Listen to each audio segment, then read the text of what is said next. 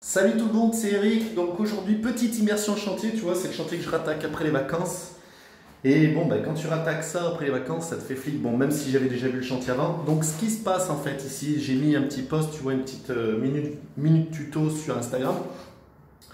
Donc je t'invite en plus voilà, sur Instagram si tu veux voir la continuité du chantier ou les photos où on est toujours en train de parler des chantiers dessus. C'est plus facile et plus direct que les vidéos sur YouTube sont un peu plus longues. Donc c'est pour ça que l'immersion tombe bien. Donc regarde en fait ce qui se passe, c'est qu'il y a un souci d'étanchéité. Regarde, alors je vais prendre le téléphone et j'essaye de faire ce que je peux. J'ai pas d'autre objectif. Donc tu vois, l'étanchéité n'a pas été faite en fait. Tu vois là, il y a une infiltration, regarde, c'est pourri. Regarde la chape, regarde, je te dis, elle se décompose. Je sais pas si tu vois, c'est du sable. Il n'y a pas eu l'étanchéité de fait, la natte elle n'est pas revenue sur la jonction, ça n'a pas été travaillé comme il faut. Là, il n'y a pas d'étanchéité, tu vois, c'est la chape directe et c'est collé directement dessus. Même s'il y a de l'idée dans la pose, hein, je ne veux pas dire. Franchement, c'est sûr qu'au niveau travail, quand tu arrives. Alors voilà ce qui fait la différence de prix. Des moments, on va parler un peu de prix, enfin pas de prix, je ne veux pas donner de prix, mais de parler de prix sur un devis. Des moments, il y en a qui vont passer moins cher. C'est sûr que regarde, tu arrives, les clients sont contents, ça paraît joli, c'est beau. Esthétiquement, ça tape à l'œil, mais voilà, et dessous, il y a de la malfaçon, ça n'a pas été fait dans les règles de l'art.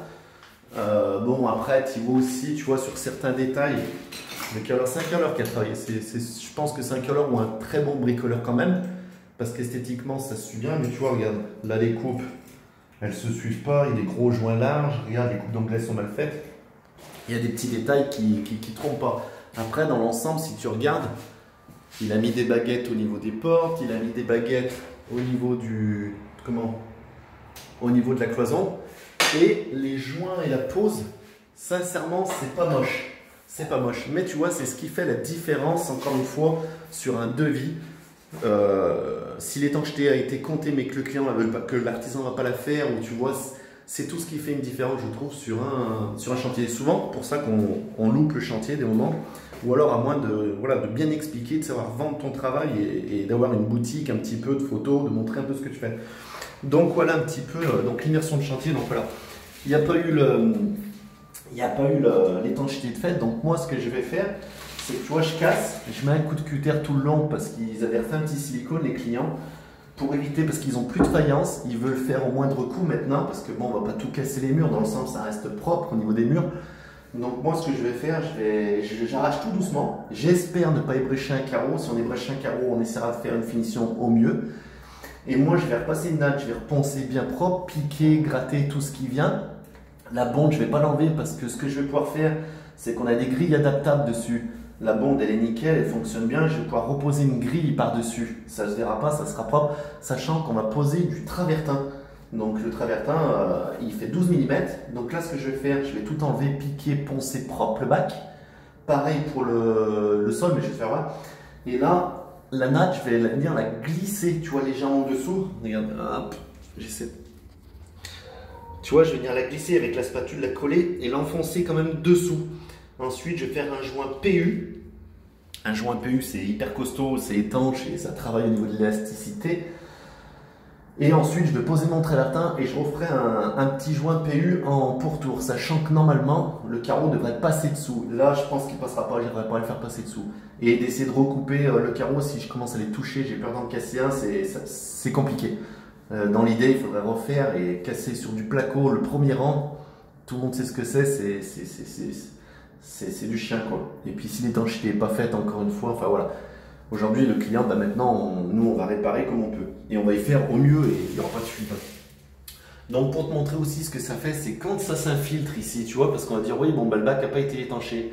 Là, ça n'a pas été fait. Donc, qu'est-ce qui se passe? La chape, elle fait le buvard. Le buvard, c'est-à-dire que quand tu échappes de l'eau, elle s'étale, elle va voir plus loin. Et tu vois, donc, ce qui s'est passé, c'est que, regarde, ça s'est infiltré. Tu vois, il y a des fissures un peu sur le carrelage. Ça s'est infiltré, ça file de partout dans la chape. Je vais te montrer. Bon là j'ai pas les gants et j'ai le téléphone dans les mains, c'est compliqué. Pour faire voir les dégâts que ça fait. Alors attends. Regarde déjà juste la colle. Je colle le téléphone pour pas que ça tremble. Regarde la colle. Regarde la colle. Regarde. Elle s'est désintégrée. Regarde. Ça a fait du salpêtre. C'est horrible hein. Du coup, on reprend tout là, vraiment. Hein. Regarde. Regarde ça. Tu vois? Tu me diras dans l'histoire, ça nous fait du boulot. Mais il faut bien comprendre que passer derrière les autres, franchement, c'est pas rigolo. Même si, voilà, d'accord, nous, ça nous fait le chantier, ça fait travailler les autres. C'est jamais rigolo de refaire un chantier quand le client a payé une prestation et que toi, tu arrives derrière et que tu refais. Déjà, ça te fait flip parce que tu dis, putain, merde, le gars, il avait quand même pourtant de l'idée. Et c'est dommage qu'il ait lésiné sur la cam, qu'ils n'aient pas fait l'étanchéité parce qu'aujourd'hui, il y aurait l'étanchéité, le chantier était nickel. Donc, regarde, voilà, je te faisais voir. Tu vois ce qui se passe. Alors, comment moi je procède? Ça peut te donner des idées pour chez toi si tu as ce souci-là. Tu vois, il faut être tout seul. Alors ensuite, sinon, nous on a la ponceuse, on va poncer. Enfin, moi je vais poncer et aspirer. Donc regarde, je vais essayer de poser le téléphone ou alors y aller avec la main. Regarde les carreaux. Tu vois, regarde ce qui se passe. Hop. Regarde. J'ai essayé de filmer, je vois pas bien. Parce que tu vois, ça bouge. Regarde, partout. Regarde. Ça bouge partout. J'enlève 4 là.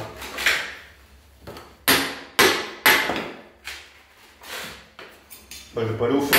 Je vais pas vous dire. Regarde. Regarde ça.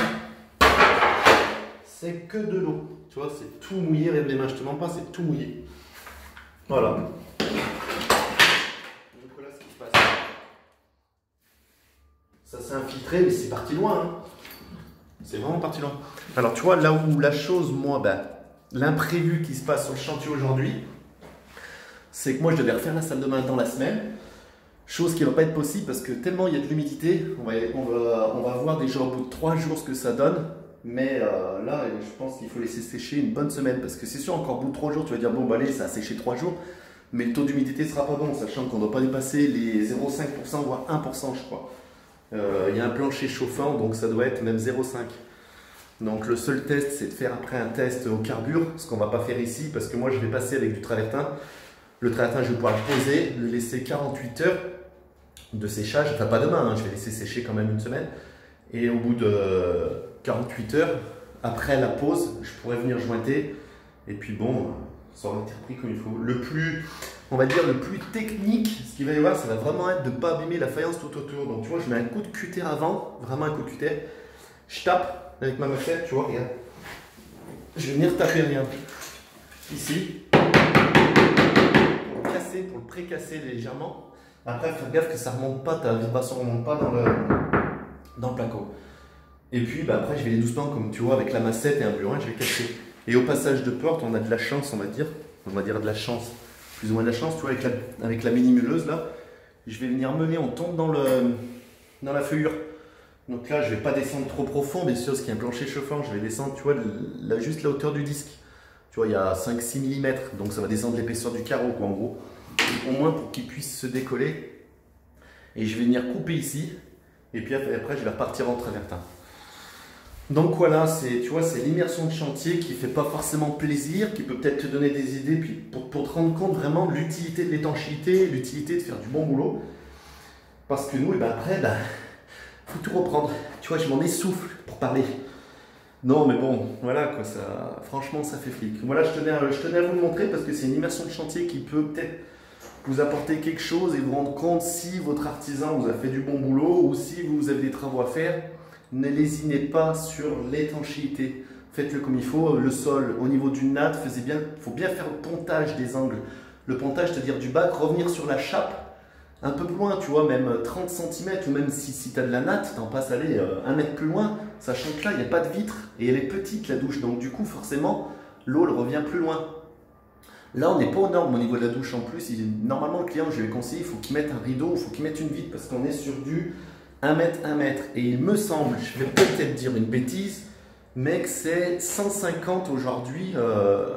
Il faut 1,50 m de recul au niveau de ta douche, pour pas avoir de cloison devant, de vitre, pour pas fermer. Sinon l'eau elle va aller sur la salle de bain et ta salle de bain si elle n'est pas en pente, mais ce qui va se passer c'est que ça va stagner. Donc après soit tu as une petite raclette et tu remets dans la douche.